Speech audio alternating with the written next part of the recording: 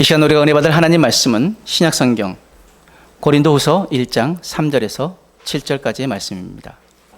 찬송하리로다. 그는 우리 주 예수 그리스도의 하나님이시요 자비의 아버지시요 모든 위로의 하나님이시며 우리의 모든 환난 중에서 우리를 위로하사 우리로 하여금 하나님께 받는 위로로서 모든 환난 중에 있는 자들을 능히 위로하게 하시는 이시로다. 그리스도의 고난이 우리에게 넘친 것 같이 우리가 받는 위로도 그리스도로 말미암아 넘치는도다. 우리가 환난 당하는 것도 너희가 위로와 구원을 받게 하려는 것이요 우리가 위로를 받는 것도 너희가 위로를 받게 하려는 것이니 이 위로가 너희 속에 역사하여 우리가 받는 것 같은 고난을 너희도 견디게 하느니라.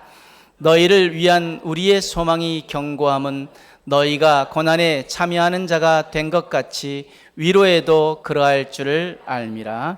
아멘. 함께 읽을 말씀을 가지고 위로하시는 하나님이라는 제목으로 함께 은혜를 나누길 원합니다. 오늘날 우리는 전례 없이 힘든 시대를 살아가고 있습니다. 뉴스를 켜면 끝없이 이어지는 전쟁, 자연재해, 사고, 질병, 관계의 깨어짐, 세상이 아파하고 사람들의 마음은 상처투성이입니다. 겉으로는 웃고 있는 사람들도 속마음은 고독과 불안, 상실로 얼룩져 있는 경우가 많습니다. 뿐만 아니라 우리 개인의 삶 속에서도 예상치 못한 고난과 상처들이 끊임없이 밀려옵니다. 이럴 때 우리에게 절실히 필요한 하나님의 모습은 바로 위로하시는 하나님입니다.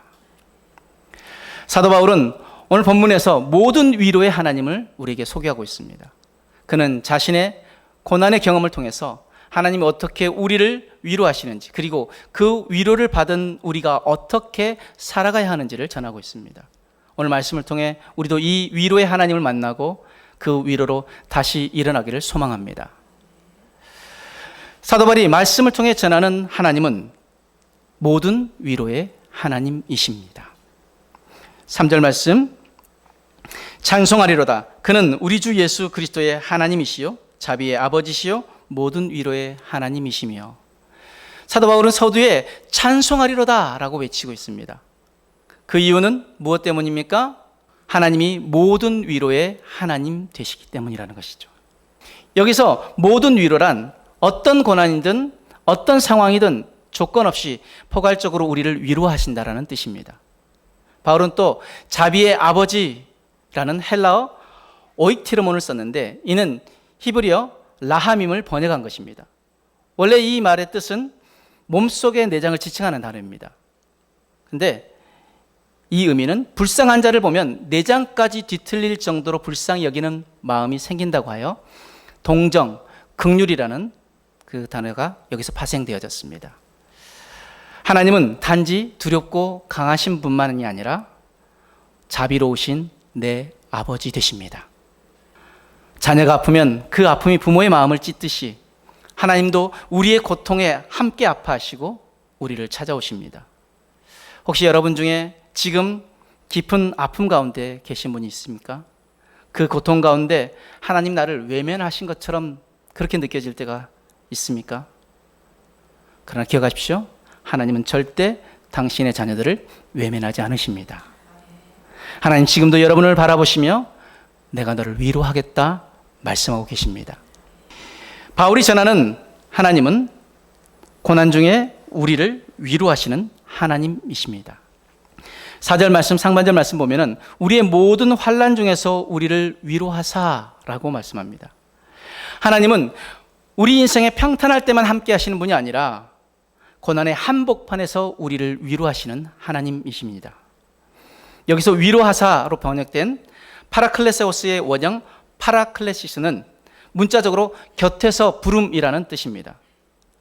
이 의미는 곁에서 함께 계셔서 도와주신다라는 뜻입니다. 즉 하나님은 우리를 외면하지 않으시고 우리 곁에 가까이 오셔서 손잡아 주시는 분이십니다. 바울은 본절에서 이 단어를 사용한 것은 단순히 환난 가운데서 위로받았음만을 의미하는 것이 아니라 그러한 환난부터 건짐을 받았다는 사실까지 드러내고 있습니다. 특히 이 위로란 표현을 3절에서 7절 말씀 가운데 무려 10번이나 사용함으로써 바울은 자신이 하나님의 위로를 깊이 체험했고 또 이에 대해서 감격하고 있음을 나타내고 있습니다. 하나님은 우리가 고난에서 빠져나온 후에야 나타나신 분이 아니십니다. 그 고난의 현장, 그 깊은 탄식의 자리에서도 하나님은 여전히 나와 함께 하셨습니다. 우리의 눈물을 닦아주시는 그 손길, 바로 그것이 하나님의 위로입니다. 바울이 전하는 하나님은 위로받는 자를 통해 또 다른 이들을 위로하게 하시는 하나님이시라고 말합니다. 4절 말씀 하반절 말씀 보면은 우리로 하여금 하나님께 받는 위로로서 모든 환난 중에 있는 자들을 능히 위로하게 하시는 이시로다.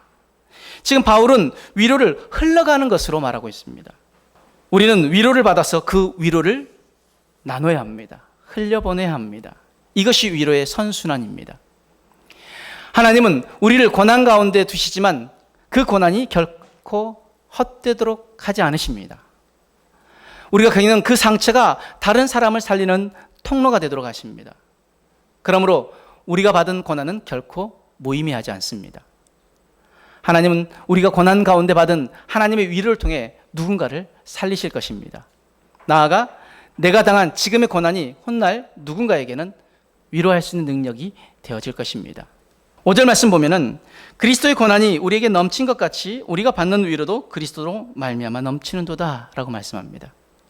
이 구절은 놀라운 진리를 보여주고 있는데 고난이 깊을수록 그 위로도 더욱 깊다는 사실입니다. 그 고난의 깊이만큼 위로도 깊다라는 말씀이죠.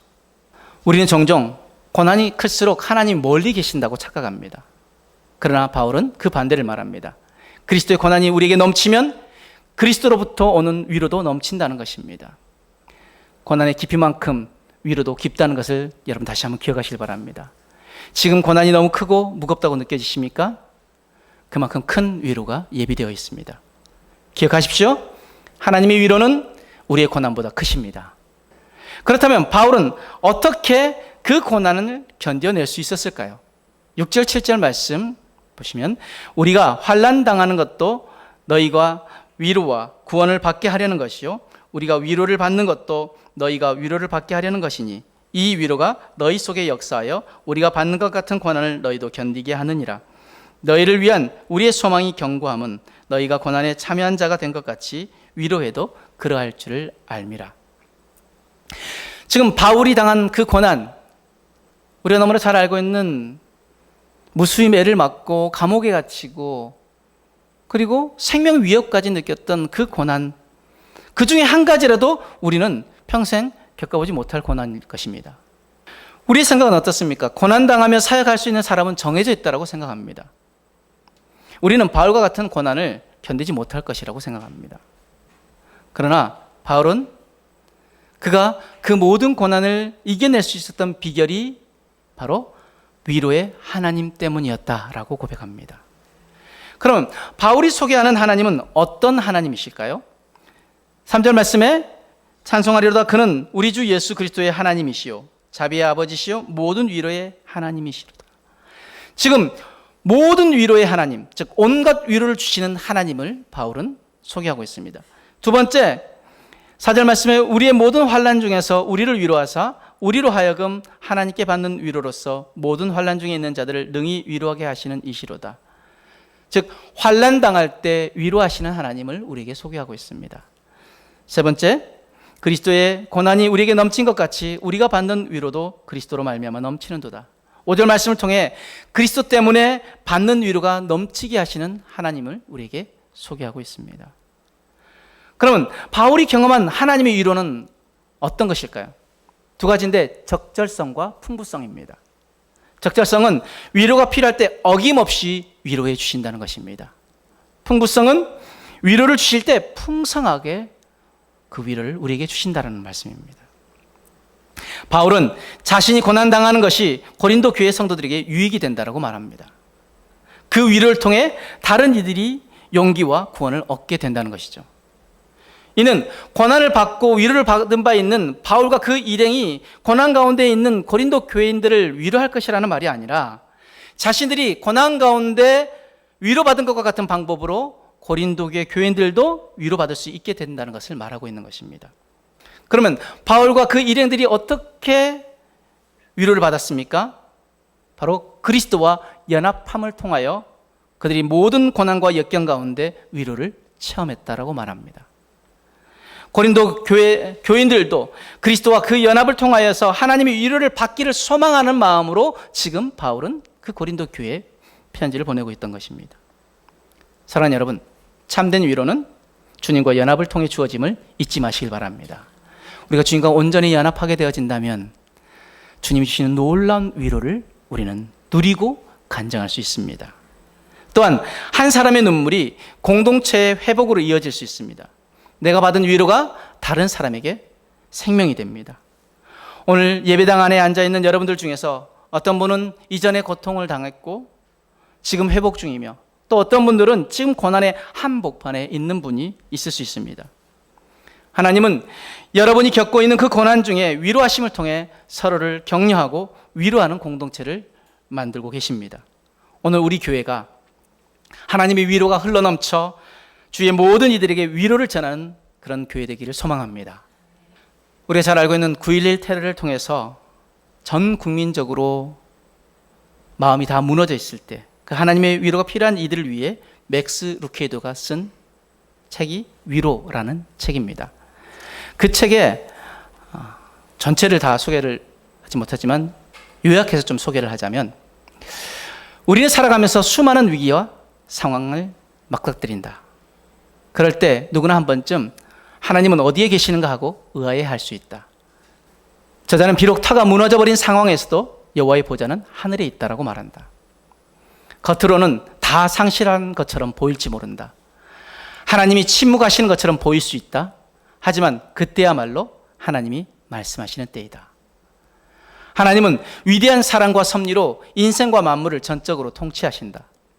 게다가 인간이 받는 고난과 시험도 하나님의 주권 아래에 있으므로 우주의 통치자이신 하나님께 시선을 고정하고 우리를 위하시는 하나님이 우리의 고통과 한숨을 빨아내시도록 내에 맡기라고 권한다. 하나님은 아들까지 내어주시는 위대한 사랑으로 우리의 기도를 응답하시고 들으신다.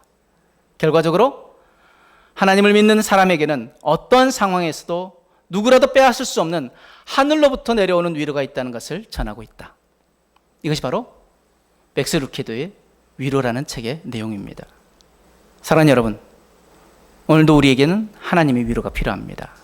그러면 하나님의 위로를 경험하는 실제적인 방법은 무엇일까요? 하나님의 위로는 막연한 말이 아닙니다.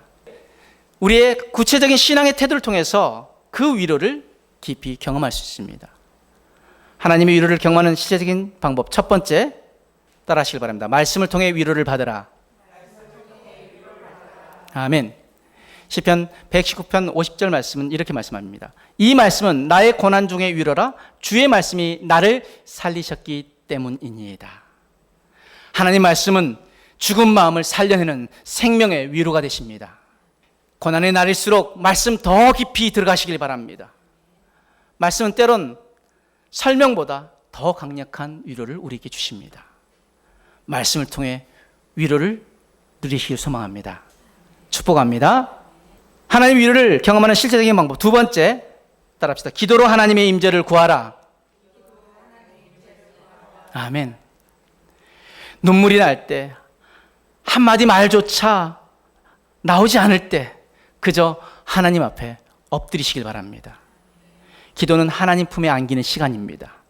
기도는 하나님께 우리의 아픔을 쏟아내는 자리이며 그 자리에 하나님은 찾아오십니다.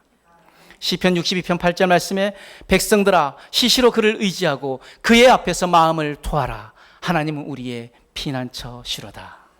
하나님 앞에 마음을 토하라고 말씀하십니다. 나의 상처, 나의 아픔, 나의 눈물, 내가 당하고 있는 그 고난들을 하나님 앞에 우리가 쏟아놓으면 하나님은 우리를 찾아오셔서 우리의 위로자 되시고 피난처 되시고 우리의 참 인도자, 참 구원자 되어짐을 믿습니다. 바울은 감옥에서도 고난 중에도 기도로 하나님을 만났고 그 위로를 받았습니다. 하나님 위로를 경험하는 실제적인 방법, 세 번째는 따라합시다. 공동체 속에서 위로를 누리라. 아멘. 혼자 있으면 고통은 깊어집니다. 그러나 함께하면 고통은 나뉘고 희망은 커집니다. 하나님 때때로 사람을 통해 위로하십니다. 누군가의 전하는 따뜻한 말 한마디, 비록 말하진 않았지만 그 말없이 드리는 중보기도, 이 모든 것이 하나님의 위로가 되어 상한 심령을 감싸주고 다시 일어날 힘을 줍니다. 사랑하는 여러분, 하나님의 위로는 오늘도 살아있습니다. 혹시 지금 깊은 고난의 자리에 계십니까? 아무도 모르는 눈물을 흘리고 있습니까? 다른 사람 다 몰라줘도 우리 하나님은 아십니다. 그리고 그분은 말씀하십니다. 나는 위로의 하나님이다. 나는 너의 모든 고난 속에 지금도 함께하고 있단다. 이 하나님을 붙들고 다시 일어서시길 바랍니다. 말씀을 펴고 기도의 자리로 나아가며 공동체 안에서 위로를 경험하시길 바랍니다. 그리고 받은 위로를 세상으로 흘려보내시길 바랍니다. 여러분의 상처가 누군가에겐 회복의 씨앗이 된다는 사실을 잊지 마시길 바랍니다. 그러므로 오늘 우리는 이 말씀을 가지고 이렇게 결단하기 합니다. 첫 번째, 하나님의 위로를 신뢰하겠습니다. 상황이 아닌 하나님의 성품을 바라보며 흔들리지 않겠습니다. 두 번째, 말씀과 기도로 주님의 임재를 붙들겠습니다. 외로울수록 하나님께 더 가까이 나아가겠습니다. 세 번째, 내가 받은 위로를 다른 사람에게 흘려보내겠습니다. 고난을 통해 더 깊이 사랑하고 위로하는 사람으로 살겠습니다. 이 결단이 오늘 우리 안에 있길 원합니다. 오늘도 우리는 위로가 필요한 세상을 살고 있습니다. 그러나 우리에겐 모든 위로의 하나님이 계십니다. 그분은 고난 가운데 있는 우리를 위로하시고 우리를 통해 또 다른 사람을 위로하시기를 원하십니다. 지금 이 순간에도 우리를 안으시는 그 하나님의 위로가 오늘 이 시간 여러분의 마음 깊은 곳에 살아 역사하시기를 축복합니다. 그리고 그 위로로 인해 다시 일어서시고 다시 하나님을 찬송하는 인생 되어지기를 축복합니다. 찬송하리로다. 그는 우리 주 예수 그리스도의 하나님이시요 자비의 아버지시요 모든 위로의 하나님이시라. 바울의 이 고백이 오늘 저와 여러분들의 고백 되어지길 주님의 이름으로 축복합니다. 아멘.